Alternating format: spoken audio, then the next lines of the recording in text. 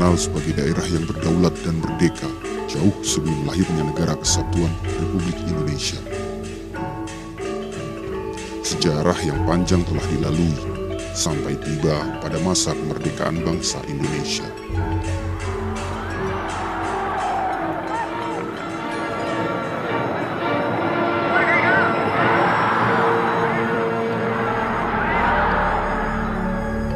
Tepat 2 hari setelah proklamasi kemerdekaan Indonesia, Sri Sultan Hamengkubuwono IX mengirimkan telegram berisi ucapan selamat kepada para proklamator di Jakarta.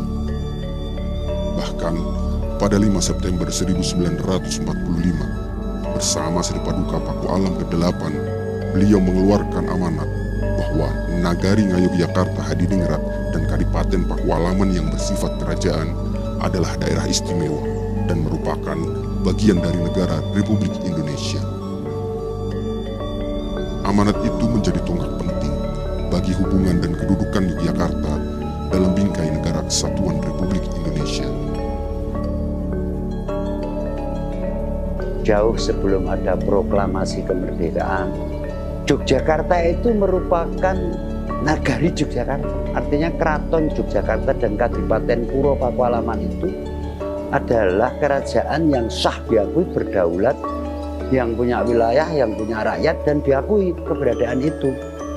Sehingga ketika proklamasi dikumandangkan, maka kedudukan negara Republik Indonesia pada waktu itu tanda tanya besar. Nah, inisiatifnya bagaimana? Inisiatifnya Sri Sultan Hamengkubuwono yang ke-9 itu dengan maklumat September itu kemudian beliau ngendika persoalan Kasultanan Ngayogyakarta dan Kadipaten Puro Pakualaman menyatakan bergabung dengan Negara Kesatuan Republik Indonesia. Ini luar biasa. Sehingga pada waktu itu pengorbanan yang dilakukan Sri Sultan Hamengkubuwono ke-9 terhadap Negara Kesatuan tidak ragu-ragu lagi. Jiwa kenegarawanan penuh kesadaran yang dimiliki Sri Sultan Hamengkubuwono ke-9 menjadikannya tokoh dan pilar utama bagi kemerdekaan dan kedaulatan bangsa. De kinderen van ingenieur Sukarno die met hem uit Jogja meekwamen vertrekken eerder. Saat Belanda melakukan aneksasi dan agresi terhadap NKRI, Sri Sultan Hamengkubuwono ke-9 mengundang para pemimpin negara untuk pindah ke Yogyakarta dan menyatakan Yogyakarta siap menjadi ibu kota negara. Maka, sejak 6 Januari 1946 sampai 27 Desember 1949, Yogyakarta resmi menjadi ibu kota negara Indonesia.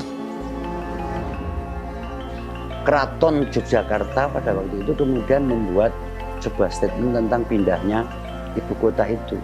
Karena pada saat berdirinya Indonesia itu ya belum punya apa-apa, betul. Dia tidak pernah berpikir ada APBN, tidak pernah berpikir pendapatan negara, tidak pernah berpikir apa.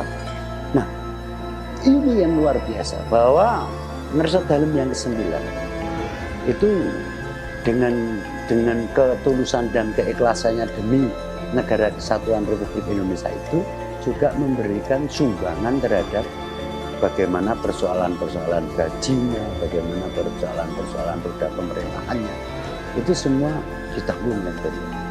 Ini menjadi bagian yang dalam sejarah tentang bantuan keraton kepada bangsa itu diwujudkan dalam format semacam. Saya tidak sekadar mengeluarkan janji. Yogyakarta kemudian mendapatkan pengakuan dari pemerintah pusat dan diberikan keistimewaan, yaitu dengan dibentuk sebagai pemerintah daerah setingkat provinsi. Mengingat pada saat itu, wilayah Yogyakarta dipandang lebih kecil dibandingkan provinsi-provinsi lain yang ada di Indonesia. Kemudian dibentuklah atau dibuatlah sebagai landasan hukum dari pengakuan tersebut dengan dikeluarkannya Undang-Undang Nomor 3 Tahun 1950. Keistimewaan apa saja yang diberikan pada undang-undang itu? Daerah Istimewa Yogyakarta dibentuk menjadi daerah setingkat provinsi. Itu yang pertama. Yang kedua, mengangkat kedua beliau, yaitu Sri Sultan Hamengkubuwono ke-9 dan Pakualam 8 sebagai gubernur dan wakil gubernur seumur hidup. Nah, sejak itulah maka daerah istimewa Yogyakarta ini mempunyai keistimewaan. Jadi keistimewaan yang dimiliki oleh daerah istimewa Yogyakarta ini adalah pemberian dari pemerintah pusat.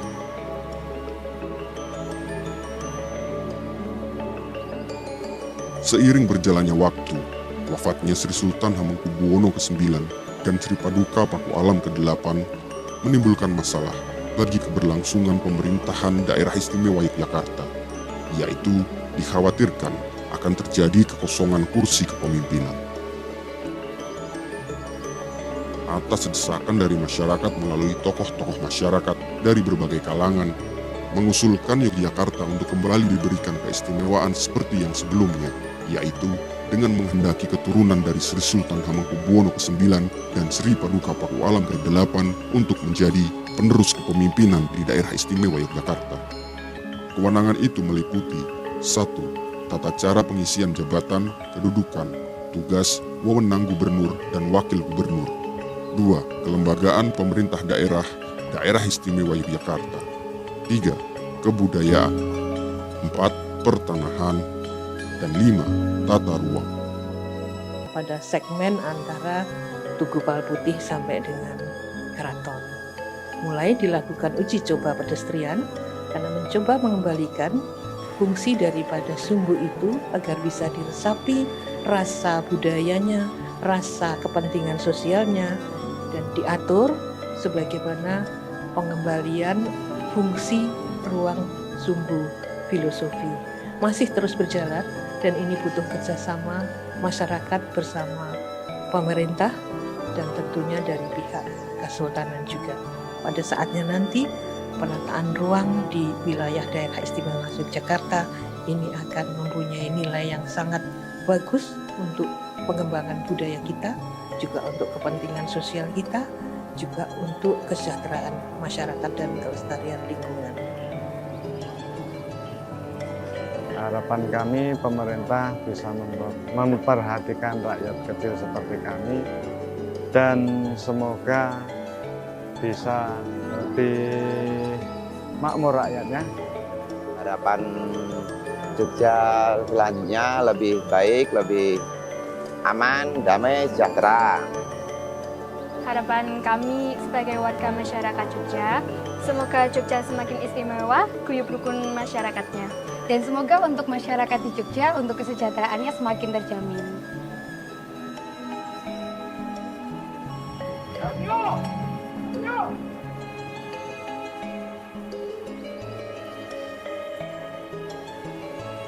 Secara yuridis kenegaraan, pemerintah daerah istimewa Yogyakarta adalah satu kesatuan dengan pemerintah Republik Indonesia. Sedangkan secara historis sosiologis, Yogyakarta telah menjadi daerah istimewa dalam bingkai negara kesatuan Republik Indonesia. Kedua sisi melahirkan dinamika tersendiri yang sampai saat ini masih terus berproses menuju format terbaik agar amanat leluhur dan pesan pendiri bangsa bisa tetap dipegang dan diejawantahkan. Kalau kemudian persoalan keistimewaan itu dikaitkan dengan sejarah dan asal-usul, mau tidak mau, suka tidak suka, Keraton Yogyakarta dan Kadipaten Puro Pakualaman itu punya konsekuensi terhadap kebudayaan, kelembagaan, pertanahan, tata ruang. Konsekuensi yang diemban pemerintah pusat adalah memberikan dana keistimewaan untuk terlaksananya itu. Nah, setelah itu kemudian bagaimana? Maksud dalam pemindiko dalam Undang-Undang 13 tahun 2012 itu sebesar-besarnya untuk kesejahteraan masyarakat. Masalah kebudayaan harus menjadi kesejahteraan masyarakat. Pertanahan harus menjadi kesejahteraan masyarakat. Sultan Ground yang ada di desa-desa dan sebagainya itu boleh dimanfaatkan, bahkan itu yang bisa dimanfaatkan oleh penduduk-penduduk miskin atau penduduk yang tidak mampu untuk mengolah tanah-tanah itu. Kecamatan menjadi kapanewon, desa menjadi kalurahan. Ini menjadi bagian kepanjangan tangan supaya kalurahan itu menjadi penyangga keistimewaan. Itu yang paling penting. Nah, ini semua satu fakta bahwa undang-undang keistimewaan bukan untuk sekelompok orang tertentu, segolongan tertentu. Tidak. Tetapi undang-undang keistimewaan itu sebesar-besarnya untuk kesejahteraan masyarakat.